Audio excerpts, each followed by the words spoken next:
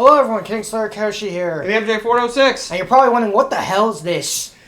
Well, MJ explained this because you know more about this than I do. Yes, there was a big handheld thing called the Analog Pocket it came up a few years ago, and basically it's a great way to play a lot of your old school like Game Boy, Game Boy Color, Game Boy Advance games, and other attachments. You can play other handheld games like Sega Game Gear games, Atari Lynx, I think. For as much value as that has. Yep. And there are a bunch of people dedicated to basically having emulators put on this thing. More importantly, can it play Tiger games? I don't know that. I did not check that yet. Jokes aside, like anyone wants to play any of those games. You guys see the title of the video. It's time for us to get to the last of the games. If you're wondering why we're doing it this way, you go to console and look for Super Game Boy. Well, that's the thing. This game happens to have a special color palette because, still classic Game Boy. It's hit run and then hit the ROM. Yep. You're probably wondering why we're doing it like this. Because, well, why play it the ugly frickin' grayscale way that Nintendo Switch Online only offers that, or a limited Game Boy Color palette, which is rough, and instead, you also get a neat background. This is nice. Yeah. The Super Game Boy version, one of the few games that we can think of that actually gets a massive benefit from being on the Super Game Boy. Yes. In the year 20XX AD, on Earth, whatever. The world was at peace thanks to Mega Man. After the fourth defeat of Wily, basically. Because it's its own timeline, the whole Rockman World Series. Wily's fourth attempt. Basically that. At world domination has failed. And his name, once again, faded from the minds of the citizens of the world. Yes. Now you think they remember a man who keeps consistently trying to destroy the world. A few months later... Yes, all the plots in these games have like months after months. But now, well, after Wily has failed 4 times, looks like a new Wily scheme has come for us. He's coming back from space, after we killed him last time, and now he's here to fight Mega Man once again. Wait, who the fuck is that? Wily? So you are the famous Mega Man. Who the hell are you? I am Terra, and you will soon be my slave. Jeez, Wily! Wait, Terra, no! You call me a lingering will. Dang, Wily Rice went straight robot caveman. Fucking. How was it the killing I had before? Who the fuck is Willy? Ah! That's cute. Yup. And with that, Mega Man died. The end. What? My Mega Buster has no effect on him. Yep. Yeah, you thought you were going to be fighting Mega Man 5, Mega Man 6 Robot Masters. Nope, not this time. A few hours later, the world was attacked by warrior robots from space.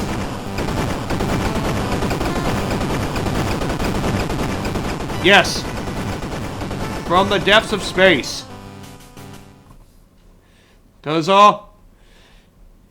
Yeah. They are frickin'... Barely everything just wants us to die. Where am I? You're dead, Mega Man. It's all your fault. You fucked up everything. Mega Man, I thought something like this might happen, so I enhanced your arm. God That's why I equipped him with the new Mega Arm. Of course. The most powerful weapon ever devised. Mega Man, I thought something like this might happen someday, so I created a new Mega Arm for you. I should have seen Why this have coming. the Stardroids come here? Yes, why have they come? I bet Wily's up to something, I bet. Well, they came from space. How the hell would he have found them out there? As far as we know, he's not even here. But yes, Mega Arm! And with that, welcome to Mega Man 5, or V, or whatever you want to call it. Yes. Time for Mega Man 5. Yep. Mega Man. Our world is once again in chaos. Of course it is. The alien robots call themselves Stardroids and have conquered most our major cities. They are constructed of alien material which render our weapons useless. Of course. Except for the I've done some analysis and constructed a new weapon for you. Instead of punching them with raw energy, you punch them in the face with raw metal. Clearly it's better. Definitely. You replace your Super Mega Buster. About goddamn time. Finally. Yes, now you can punch things! It's called the Mega Arm. I call this in And it allows you to charge energy in your fist before you fire it. So they absorb energy, but they can absorb a giant block of metal, punching them in the face like blunt trauma. I never thought it was this simple! Oh my god. Unforced trauma. Yeah. By the way, Rush is out of date. Oh, I also created a new assistant for you, which will clearly be remembered in games to come. Yes. His name is Tango! Delta Foxtrot. What? God damn it. I'll enhance this item and replicate it to make more powerful items for you. Collect P chips as possible. Yep, they brought this back from 4. Return to my lab to exchange them for power-up and items. Good luck, Mega Man. Yep. Now. So yeah, Rush got replaced with Tango. Now, time to make a better porn robot. So the odd pair of the last one. But, well, instead of having Robot Masters of 5 and 6, we have new Robot Masters this time, the Stardroids. Yep, this one is Mars, I believe. Yes. It's, right now we're fighting Mercury, Venus, Mars, and I think Jupiter? No. I want to say it's Neptune. I think it's Neptune, yeah. Yes. Which I think the first easy one to go after is Mercury. Which I believe is the this easiest one. Yes. One, yeah. But yep, this is one of the few Game Boy games that have a full unique color palette that the Super Game Boy took advantage of, so... Also, I wanted to bring up a lot, since this is the perfect game to talk about this, I wanted to talk about the Stardroids, since this isn't actually my first exposure to the Stardroids. Yes. For anyone who's familiar with the Mega Man comics, there's the Mega Man Gigamix. And that one... So there's the Mega Mix, which shows off the usual Mega Man robots from the earlier games, and they're sort of pre-established, like how they were established. And, you know, Wily's the bad guy and kind of just being a prick. Mm-hmm. And then we get to the Gigamix, which the first Gigamix actually shows a little bit more of humanity in Wily, which you don't normally see in any of the games. But the second one is where things get interesting, because the second one is actually the one where they bring back the Stardroids again. Yes. And the fun thing about the Stardroids in the second novel is that the first thing that shows up is actually a giant justice robot, essentially, and the first thing that he shows up to do is kill Wily. Like, the first protocol that the space robot does is basically kill Wily. Yeah. It's weird not having Wily be the enemy for once, though. Yep. The Stardroids are their own unique entity. Yep. It's nice to have a game. The last Game Boy Mega Man, fittingly, has a completely unique scenario with unique stages and everything. Yep. Feels like a true Mega Man successor from the NES era. And it's still difficult, of course. Yep. And since, well, your NES knowledge probably won't help you much with this, because... Yeah, this game is wild. It's a completely different beast. I think it's probably the second most difficult of the Game Boy games. Yep. Only behind 3, because 3 is just rough. This one's just naturally hard. And the fact that previous knowledge of the NES won't really help you here. Yep, because this is a completely new game, and there's really... Probably the best Mega Man game that Miyaguchi Engineering themselves made. Yep. Then again, it's between this, Mega Man 4, and debatably Wily Wars.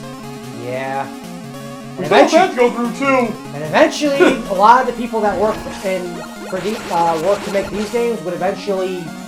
X3, and then most likely went to form Inti Creates. Yep. Sounds of it, yep.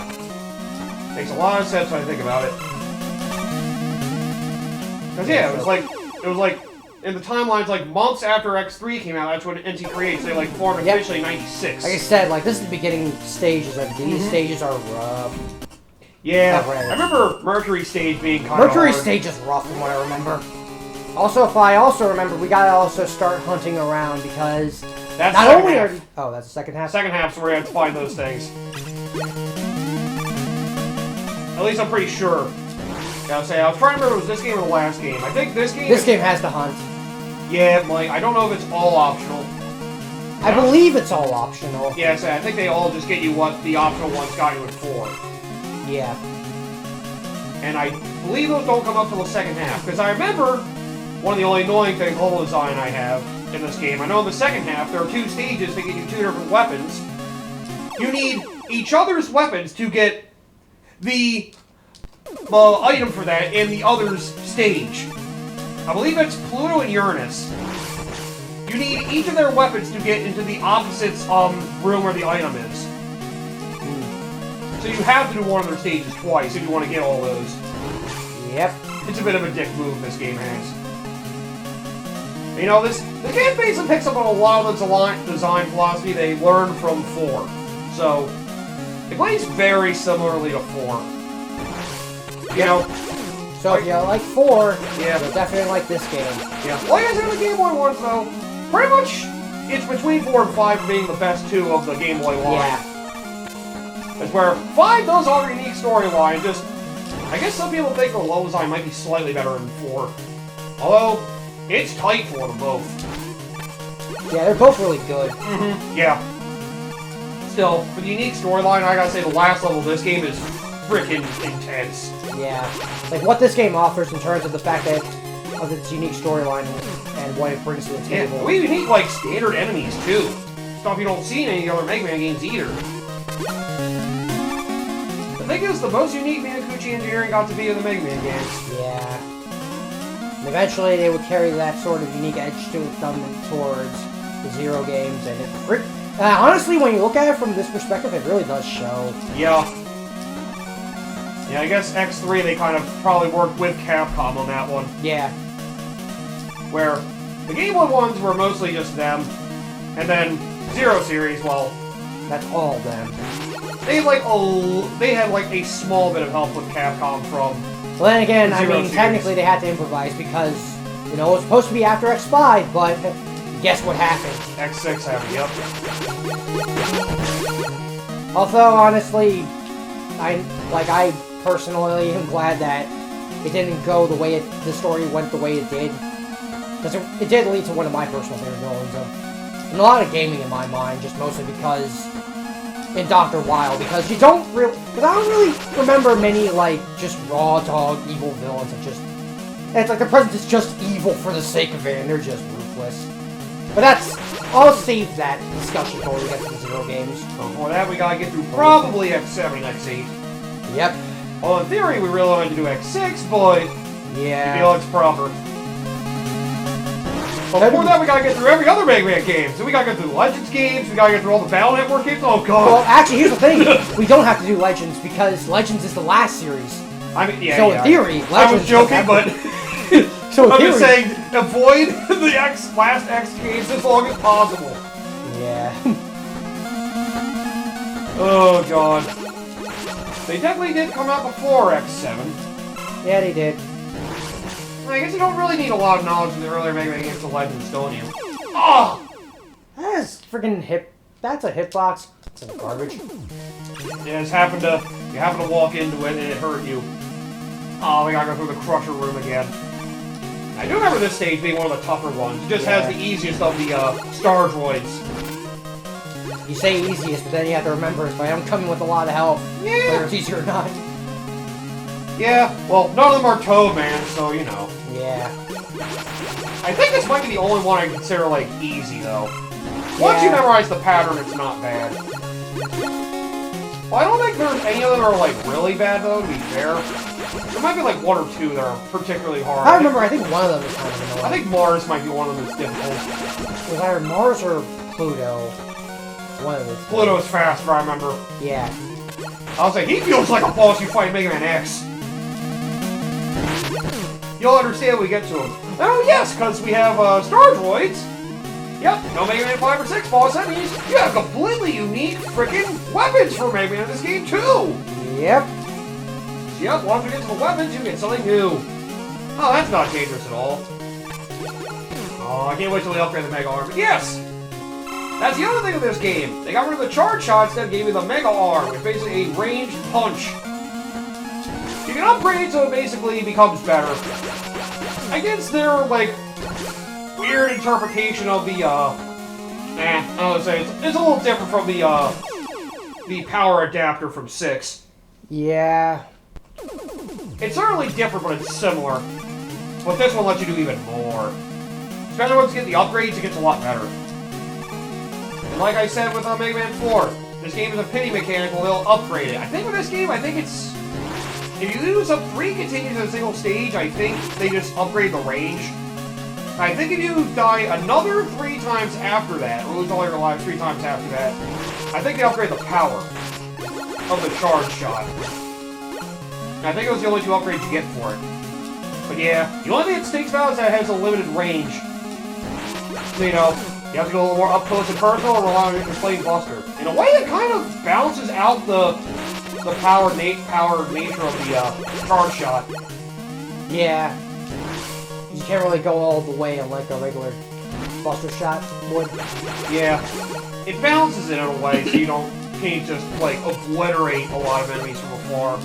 Or you play keep away with high power. Yep. I play Mega Man 5. Its charge shot was too good. That's why they had to weaken it.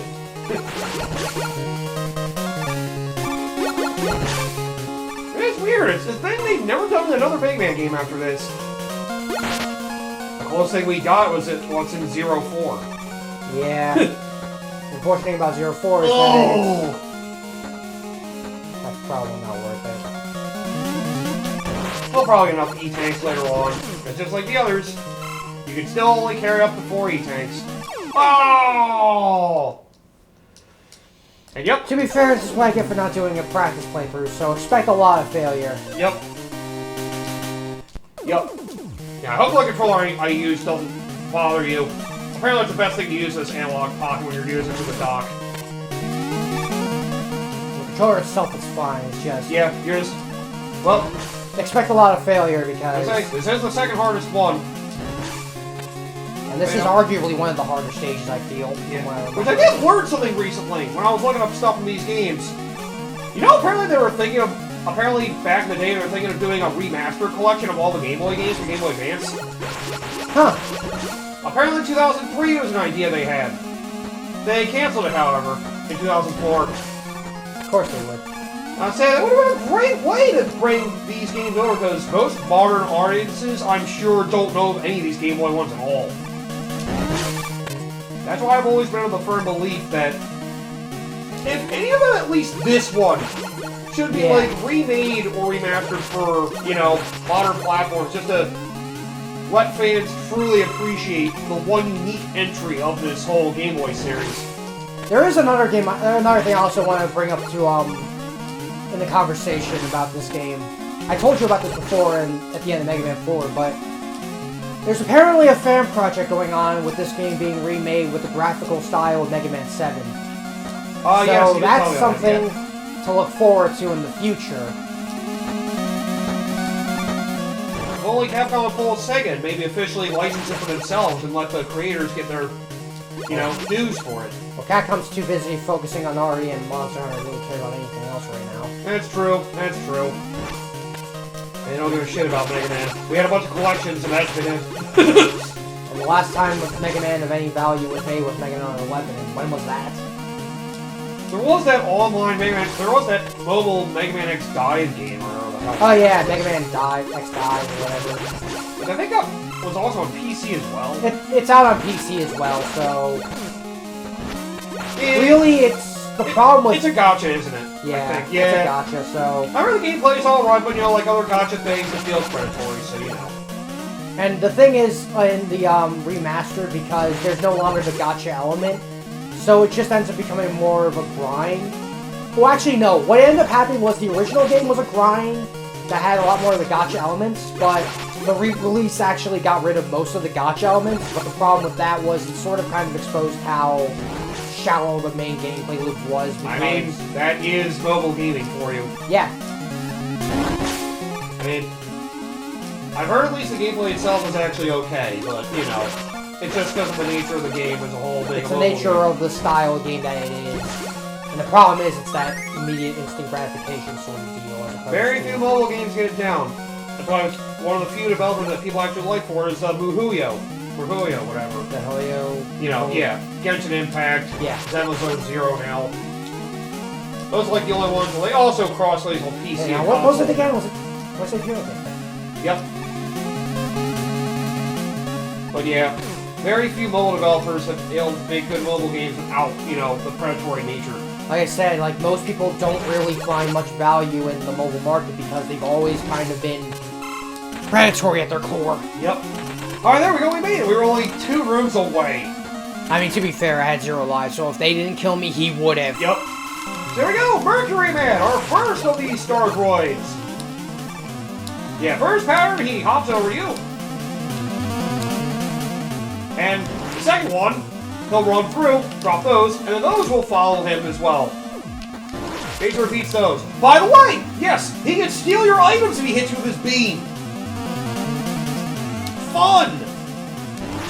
His beam has the ability to steal your items. Big dick move, frickin' Mercury. But yeah, because of this pattern, he is the simplest. It's just, you know, make sure you get the pattern down. He has some more measure slide. Unfortunately, you cannot hurt him in his gelatinous Mercury form, if you will. Yeah, the mercury that pours out of his body. I mean, yeah, that's basically what it is. There we go! Finally! We beat our first one! And yes, most of these weapons are actually pretty unique to the series.